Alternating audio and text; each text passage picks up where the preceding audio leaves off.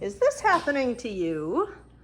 What I had started to notice was that our new refrigerator was having some water seeping down, actually kind of behind the spot where the water is supposed to come out. Now, some dripping, like you see right here, is pretty normal with these GE refrigerators, but I was not seeing that, and I was really kind of hoping that I was not going to have to make a service call. So I decided to take a look. Here's what I discovered. If you open the door to the ice dispenser, and then you lift out the ice bucket, set that over there,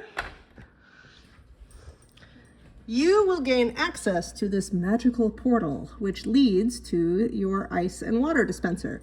Now, I stuck my hand down there and felt around, and there was a little bit of ice buildup, and then I noticed that there was actually an ice cube stuck in there. So I have removed that. Now I'm gonna put the ice bucket back, or ice dispenser bucket back. Luckily, this is really easy to just do. Close the door. There's even a secret portal. I know. Let me wipe off my dirty fingerprints there.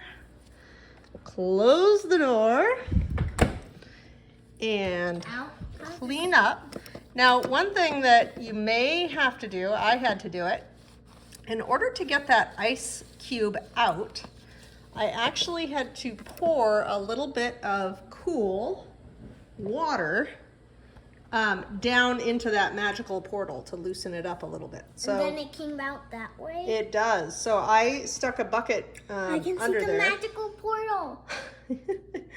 And cheap thrills, or maybe not so cheap. And now we wait to see if Mama actually fixed the problem.